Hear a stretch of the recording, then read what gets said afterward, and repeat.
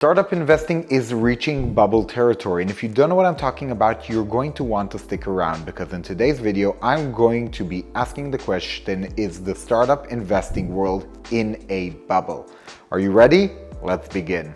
Hi everyone, my name is Avishai and I am an entrepreneur, angel investor, an investor in the public markets, and I talk about stocks, startups, angel investing, cryptocurrency, and more on this channel. And today I'm going to be trying to answer the question, are we in a bubble when it comes to investing in startups? Why would you go after revenue? Because to make money? And in order to answer that question, I'm going to go over all kinds of different phases of a startup, and we're going to talk about the investment rounds in these phases. We're going to answer the question if all the startups are in the same big bubble, or are there bubbles in different phases that are specifically for a startup phase. So the first phase every startup goes through is right out the gate, the pre-seed stage, before any kind of investment round, the friends and family stage. And from what I am seeing right now, through the news, through syndicates I'm involved, through my deal flow, I can tell you that there is no bubble in the pre-seed stage. And remember, when I'm saying there's no bubble in the pre-seed stage, you have to take into account that this is an opinion, not a fact. Now, the reason I have this opinion is as following. I have a lot of startups in my portfolio that have already passed that pre-seed stage. And let me tell you something, they had no picnic. And when it comes to raising funds, they had their fair share of challenges to raise those funds. And it really takes time for these startups to grow into their own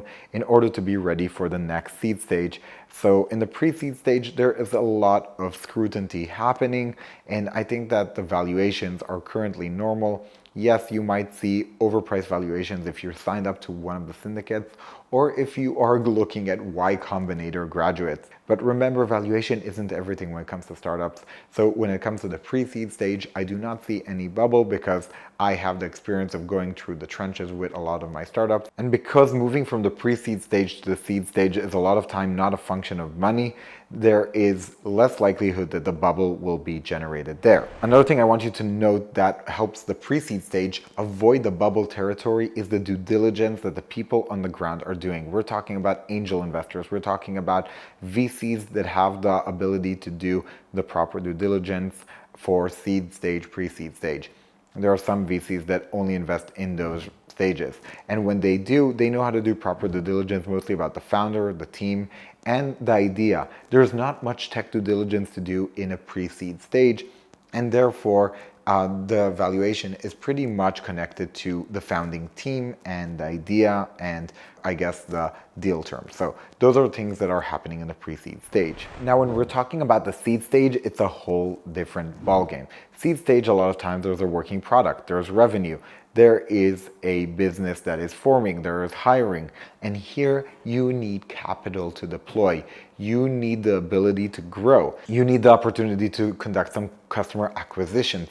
And if you want to do that properly, you need capital. And here we start seeing some bubbles. And these bubbles, I would say, are micro bubbles that are related to some industries with startups in the seed stage. Meaning that in some industries, startups in the seed stage will get higher valuations and will get a lot of money thrown at them. And the reason for that is because they have a capital intensive business. For example, any business in the logistics space that wants to compete with Amazon is going to have to burn a lot of cash in order to grow massively. And startups in those stages will probably raise a lot of money. Another example is cybersecurity. If you want to get the best talent, which is probably what drives the whole industry, you have to have a lot of capital in order to hire the best people and to give them the salaries they deserve. Now, don't get me wrong, many industries in the seed stage are still getting what I would call reasonable valuations, but that's just because their businesses are less capital intensive. What we see a lot today is companies go through a seed and a seed plus stage, especially if they're in an industry which is harder to raise money in. Now I'm jumping into the round A with a statement. Round A and above in the startup world is in a bubble territory, period. Now you're probably saying, why are you generalizing about all the startups in the world and all the ecosystems? Well, the reason I'm generalizing like this is because it is just factual that there's a lot of private equity and a lot of late stage VCs that have moved their investment thesis all the way to round A startups, and they're now indulging in this without the knowledge of how to do proper due diligence. Now, round A startups are usually close to that 7 figure $1 million annual recurring revenue or annual revenue that they generated.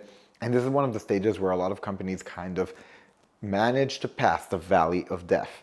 And if you manage to pass that valley of death, big checks are coming your way and even larger valuations. It's hard to find startups that can get to that 7-figure number in sales and revenue. And if you're going to already be in a startup when you're managing very big portfolios with a lot of LPs, you're probably going to want to look to opt into those 7-figure companies. The problem is everything is oversubscribed. There are no allocations, and when they are, they're expensive. There are companies that are currently raising safe rounds in the round A, something that would be unheard of a few years back. That's how much of an oversubscription there is currently around startups and how much startups are obsessed about moving the valuation conversation later down the line. Now, when it comes to round B and above, we're talking about bigger and bigger bubbles. And the reason is from round B and above, you can start smelling a road to an IPO or to an exit. And a lot of companies get acquired really fast before they IPO, or they are going to hit a SPAC. In the past, a lot of startups had to create a really long track record before they IPO'd. Today, the SPAC approach allows a lot of companies to move into the public market faster than ever. And this allows them to tap into more capital than they ever expected because these SPACs are giving these startups higher valuations. There are startups in the public markets and they're not taking the IPO traditional route. And this is where the bubble meets another bubble, where a private bubble meets a public bubble. And that public bubble is causing the private bubble to be even bigger. Now, I've talked about this before. Not all SPACs are bad and not all SPACs are with a bubblish valuations, but a lot of them are, and a lot of SPACs are all about just companies who don't want to have their company traded based on their past record, but on their future projections, which is the easier story to tell if you're a hyper-growth company that's just raising loads of cash and burning it with hyper-growth. Now, here's where I'm going to sound a little bit like a hypocrite. Even though the valuations are on a consistent rise trajectory and they are getting more expensive and companies are raising based on X amount of sales of 50 and 100, which in the past would be considered ludicrous, I still opt into a lot of deals that I wouldn't opted into 2 or 3 years ago. And let me explain to you why. I think the next 5 years are going to be filled with a lot of M&A, meaning that a lot of startups are not going to manage to exit in a glorified way, and they're not even going to IPO through a SPAC. There are a lot of companies that are going to be bought out either through leverage or without leverage by bigger companies who need to compete. There are some excellent startups doing amazing figures, but their ability to compete with their biggest competitor is sometimes just out of reach. And when that happens, a lot of time that biggest competitor either buys them or a company wants to jump into a new space buys them.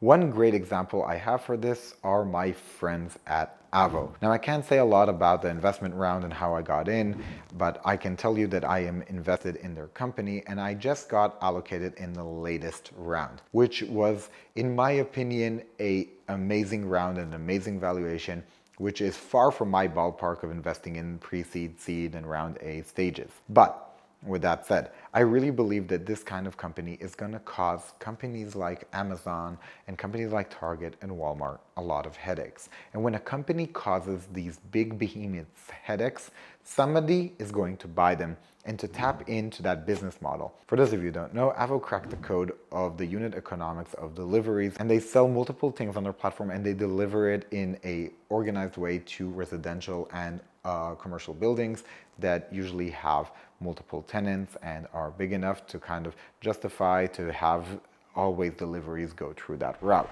And trust me, there are many companies besides Avo that are now growing fast and are going to be potential headaches for other behemoths. There are going to be companies that are going to cause Facebook or Apple or Microsoft or Netflix to think twice about if they want to wait for a smaller company to grow and compete with them or to just want to buy them out. Just look at the amount of company Salesforce likes to buy, and look at Lululemon buying Miro to compete with Peloton. M&A is always going to happen, and even though many startups have high valuations, I think many startups are still a good investment even though that the valuation is rich, because there is always somebody around the corner who wants to buy the startup. A good friend of mine said to ask myself always when I look at a startup, regardless of the stage, is who is going to buy them?